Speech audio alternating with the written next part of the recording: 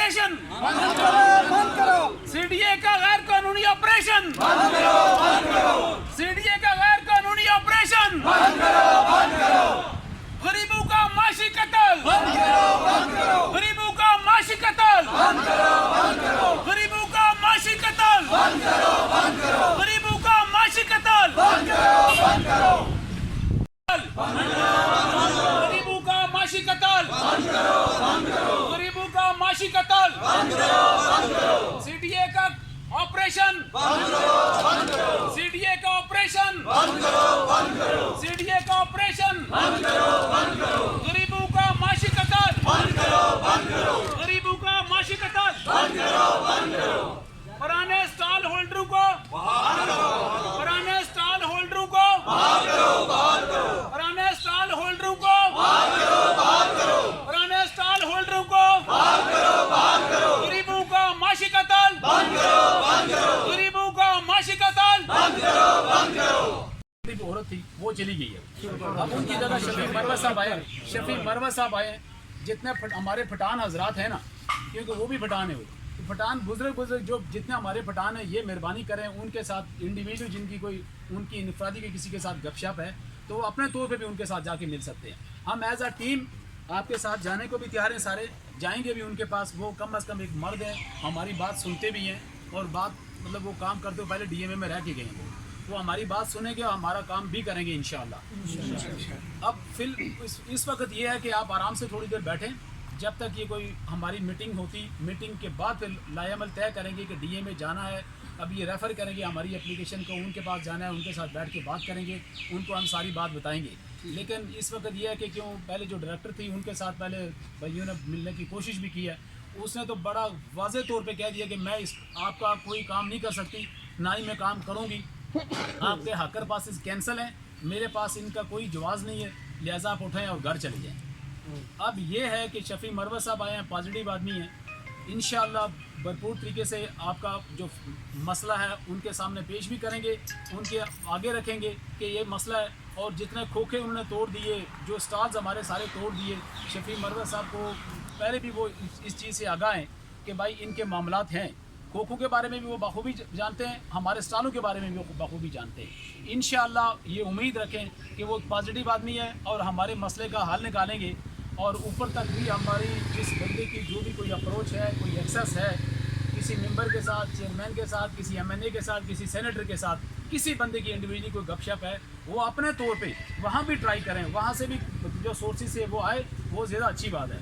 हम अपनी तरफ से भरपूर तरीके से पूरी कोशिश करेंगे एज आ हकर पास एसोसिएशन और खोखा एसोसिएशन की तरफ से भरपूर तरीके से आप लोगों की नुमाइंदगी भी करेंगे, आप लोगों का मसला भी उठाएंगे और इंशाअल्लाह पूरे तरीके से कोशिश करेंगे कि आप लोगों का मसला मसाइल इसको हम हल भी करवा के छोड़ेंगे। तब तक हम जहाँ चैन से नहीं बैठेंगे और तब तक आप लोग भी हमारा साथ दें, आप साथ देंगे तो इंशाअल्लाह ये हमारा मसले का हल निकलेगा। एक बंदा अगर मैं अकेला चला जाऊँगा कोई मसले का हल नहीं। आप मेरा ये जो आप मेरे बाजू हैं, आप मेरी आंखें, मेरा बाजू, मेरी ज़ुबान है, आप मेरे साथ खड़े रहेंगे तो आपका मसला हम अच्छे तरीके से पेश भी कर सकेंगे, पेश करेंगे, मेरे साथ आप खड़े रहेंगे तब ये हल हो सकेगा। अदरवाइज़ मैं अकेला जाऊंगा तो आपका भाई मसला हल होने वाला नहीं है। आप साथ दें इंशाअल्लाह। आप बुजुर्ग भाई देखें, सब लोग गरीब लोग हैं, मेहनत मजदूरी कर रहे हैं भाई, हम आपके साथ हैं, आपकी रोज़ी मेरी रोज़ी हम सब की बराबर। हमारा मकसद एक ही है कि सब देखें अपने बच्चों के लिए, अपने पेट के लिए, अपने औलाद के लिए, घर के लिए, अपने उनके लिए रोज़ी कमा रहे हैं, मेहनत मजदूरी कर रहे हैं आप उनके साथ। तो लिहाजा कोशिश करें कि आप हमारा साथ दें और इंशाअल्लाह हम भरपूर तरीके से इस आपके केस को उठाएंगे भी और मसले का हल भी करवाएंगे। आपका बहुत बहुत शुक्रिया। आपका मसला जो है उनकी इल्म में नहीं था ये वाली बात, लेकिन अब उनको पता चल गया सारी स्टोरी। मैंने उनको पहले ज़ुबानी स्टोरी सुनाई है, उसके बाद फिर मैंने उनके हवाले एप्लीकेशन की है। एप्लीकेशन देने के बाद उन्होंने कहा कि मैडम सानिया को अभी कॉल करो और इन कम गरीबों का मसला हल करो। फिर उन्होंने उस वक्त फ़ौरन अपने डीजी को बुलाया, डीजी इन्वायरमेंट को। उन्होंने कहा भाई ये गरीब लोग हैं, इनका मसला जो भी जेन्युइन जो रीज़न है, किसने तोड़ें, किसके कहने पे तोड़ें, लिहाजा इनका मसला फ़ौरन हल करो। तो उन्होंने डायरेक्टर सिक्योरिटी साहब भी मौजूद थे, उन्होंने बड़ा पॉजिटिवली हमें लेके गए वहाँ पे मेंबर साहब के पास, बात सुनी हमारी, फिर हमारी बात सुनवाई है।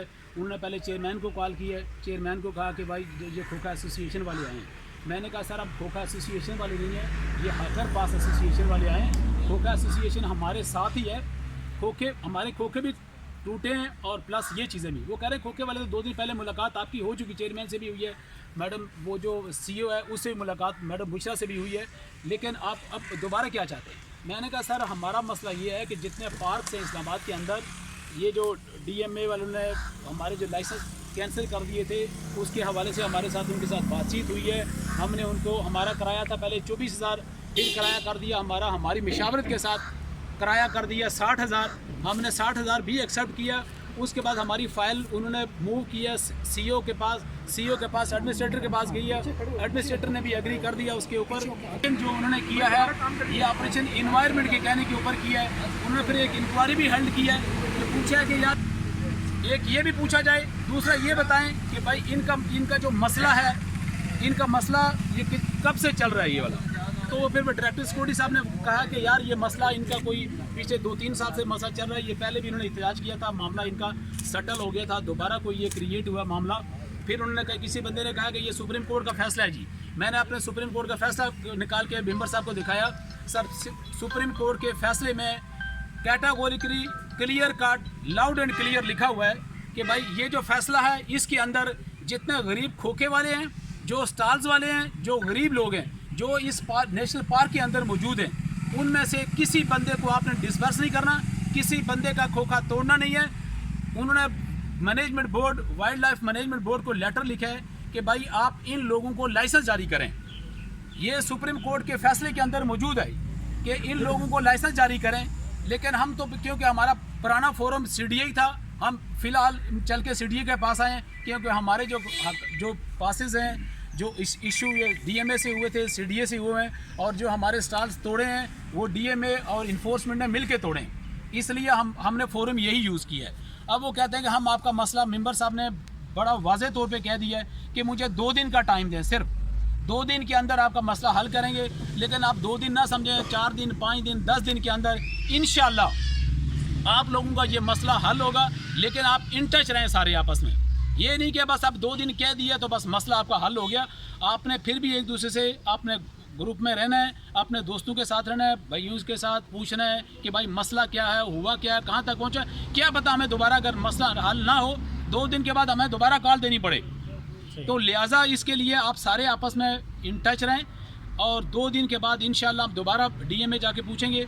उनके पास जब फाइल जाएगी वहाँ जाके पूछेंगे कि DMA के पास कि भाई हमारा क्या हक बना है। अगर नहीं कुछ होगा तो हम फिर मेंबर के पास आएंगे, फिर CEO के पास जाएंगे, फिर चेयरमैन के पास जाएंगे, मुख्तलिफ फोरम पे जाएंगे। लिहाजा जब तक जिस बंदे को कोई जानने वाला भी है, कोई कहीं सोर्स आगे पीछे, कोई MNA, कोई मिनिस्टर, कोई सेनेटर, कोई सेक्रेटरी, वो भी आप उनसे भी पूछें कि यार हमारा सर ये मसला है, हमारी रोज़ी है, बच्चों का रिज़्क है, बच्चों के लिए हम रोज़ी रिज़्क के हलाल कमा रहे हैं, तो बराए मेहरबानी हमारा इसमें हमारी फेवर करें। हमारे बच्चे स्कूल जाते हैं, हमारे बच्चे भी स्कूल पढ़ते हैं, तो हमारा भी हक है इस्लामाबाद में रहने का। गरीब लोग हैं, गरीबों का भी हक है ना। इस अगर इस्लामाबाद में बड़े लोगों के बच्चे स्कूल पढ़ते हैं तो हम गरीबों को भी वैसा ही हक है। एज अ इंसान, इंसानियत के नाते हमारा भी उतना ही हक है कि हमें भी वही हक दिया जाए, हमारे बच्चे भी स्कूल पढ़ें। तो लिहाजा आप लोग आपस में मुत्तहद रहें, आपस में इत्तेहाद कायम रखें, और इंशाअल्लाह उम्मीद है कि अगले 1 हफ्ते के अंदर अंदर हमारा मसला ये हल हो जाएगा। आपका आने का, आप भाइयों का जो तामन किया, आप लोगों का बहुत बहुत शुक्रिया।